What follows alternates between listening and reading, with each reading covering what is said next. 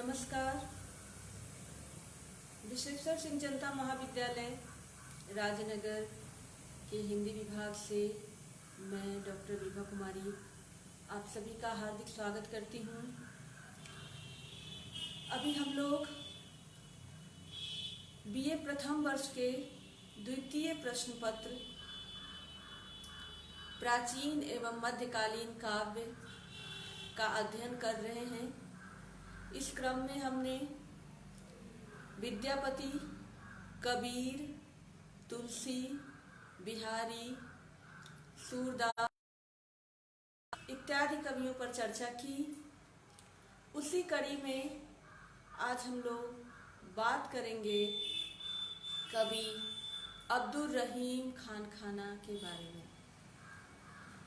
कवि अब्दुल रहीम खान खाना, जिन्हें रहीम कहते हैं, रहीम कहकर संबोधित करते हैं, जिनके दोहों में रहीम या रहीमन शब्द दिखाई देता है,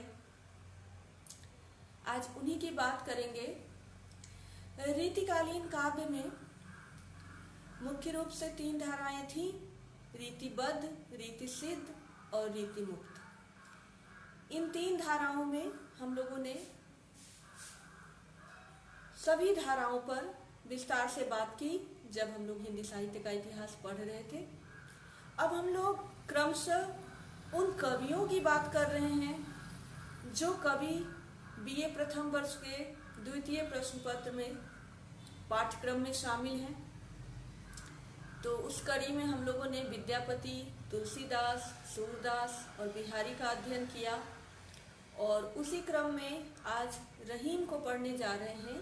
तो रीतिकाल में एक नीतिगत दोहे लिखने की भी एक परंपरा थी, यानी इन तीनों ही धाराओं के समानांतर एक और धारा चल रही थी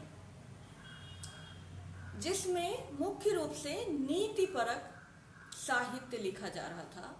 और इस नीतिपरक साहित्य लिखने वाले जो कवि थे, इनमें प्रमुख कवि थे रहीम, वृंद, गिरधर कविराय इत्यादि। तो पाठ्यक्रम में रहीम है, इसीलिए हम लोग रहीम पर ही चर्चा करेंगे। रहीम अकबर के दरबारी कवि थे। उनके दरबार के 9 रत्नों में से एक थे। इतना ही नहीं, रहीम अकबर के गुरु और अभिभावक बैरम खां के पुत्र थे। स्वयं हुमायूं ने बैरम खां को अकबर का गुरु निर्धारित किया था। अकबर को बैरम खां से शिक्षा दिलवाई थी और हुमायूं की मृत्यु के पश्चात जब अकबर 13 वर्ष के थे तो उन्हें गद्दी पर स्थापित करके उसके संरक्षक, अभिभावक, गुरु, सलाहकार सभी भूमिकाओं में बैरम खां के सुपुत्र थे रहीम। और रहीम का जन्म 1556 ईस्वी 17 दिसंबर को लाहौर में हुआ। रहीम जब मात्र 5 वर्ष के थे, इनकी माता सुल्ताना बेगम थी। जब मात्र 5 वर्ष के थे रहीम, तब इनके पिता की हत्या हो गई। गुजरात के पाटन में सहस्रलिंग सरोवर के पास जब वो सरोवर से बाहर आए तो अफगान ने, मुबारक खान नाम के अफगान ने उनकी हत्या कर दी। तत्पश्चात अकबर ने अपने संरक्षण में, अपने अभिभावकत्व में रहीम को रखा, यहाँ तक कि उन्हें अपने धर्म पुत्र के समान उन्होंने रखा और बिल्कुल शाही परंपरा में उनकी परवरिश हुई। जिस प्रकार से उस समय उनके खानदान में, उनके शाही परंपरा थी बच्चों की परवरिश की, और उसी प्रकार से इन्हें भी मिर्जा खां कहा गया, खिताब दिया गया। उसी शाही परंपरा के तहत बाबा जंबूर से उनकी शिक्षा दीक्षा हुई।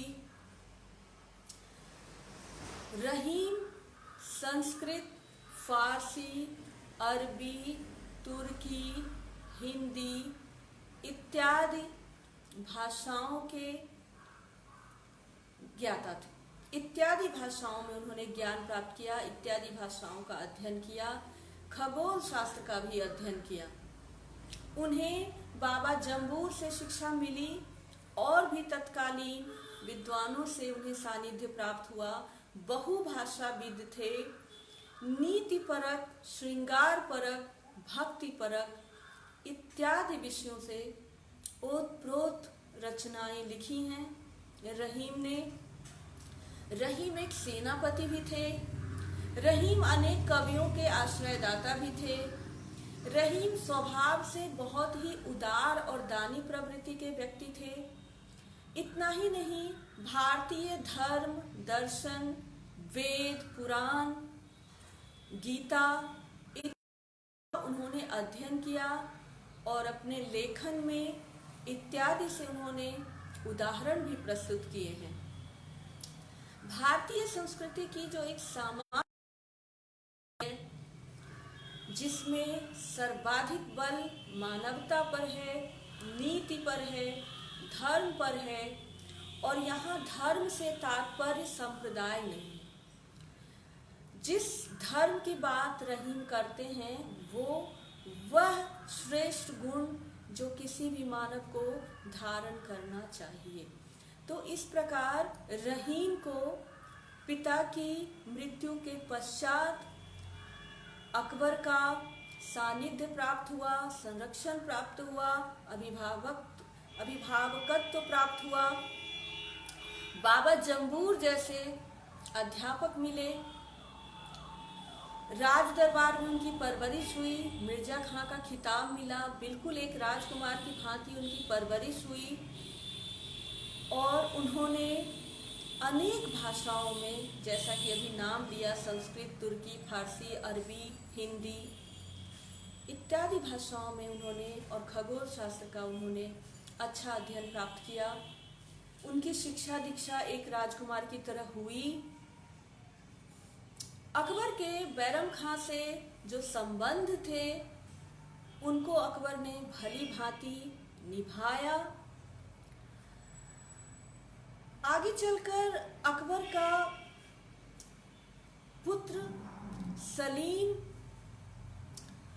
जो शेख सलीम चिश्ती के आशीर्वाद से प्राप्त हुआ था, लाड़ प्यार के कारण जब वो पढ़ता नहीं था तो अकबर ने उसे रहीम के शिष्यत्व में दिया और रहीम को ही उसका अध्यापक नियुक्त किया। रहीम अकबर के 9 रत्नों में से एक तो थे ही, दरबारी कवि भी थे, स्वयं अनेक कवियों के आश्रयदाता थे, बहुत ही उदार और दानी प्रवृत्ति के, जरूरतमंदों के मददगार थे, सहृदय व्यक्ति थे। उनके दोहों में नैतिकता की जो बातें आती हैं वो बातें उन्होंने अपने जीवन में भी उतारी हुई थी। उनके प्रमुख रचनाओं की बात करें तो रहीम दोहावली, रहीम बरवे नायिका भेद, रहीम बरवे भक्ति परक, मदनाष्टक, नगर शोभा, संस्कृत श्लोक इत्यादि रचनाएं हैं। रहीम ने मुक्तक काव्य लिखा और इसीलिए हमें दोहे ज़्यादा प्राप्त होते हैं। उन्होंने जिन छंदों का प्रयोग किया मुख्य रूप से उसमें दोहा, सोरठा, कवित्त, सवैया आदि छंदों की प्रमुखता है। रहीम के भक्ति परक जो छंद हैं या नीति परक जो छंद हैं या श्रृंगार परक जो छंद हैं उनमें जीवन के गहरे अनुभव हैं और समाज को एक सीख मिलती है उससे। यानी उनके जो दोहे हैं, उनका जो साहित्य है वो काफ़ी शिक्षाप्रद है। रहीम जैसा कि अकबर के दरबारी कवि थे, अकबर के प्रमुख सलाहकारों में से एक थे, और अकबर ने 1584 में उन्हें खान खाना की उपाधि दी थी और उससे पूर्व उन्हें मीर अर्ज की उपाधि दी थी।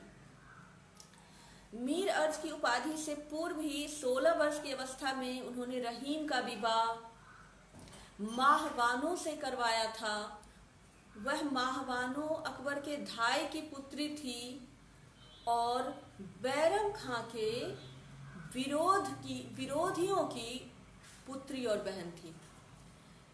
तो अकबर ने अपने पिता से यह सीखा था और उसी परंपरा का पालन किया था कि किसी भी रंजिश को संबंधों के माध्यम से दूर किया जा सकता है।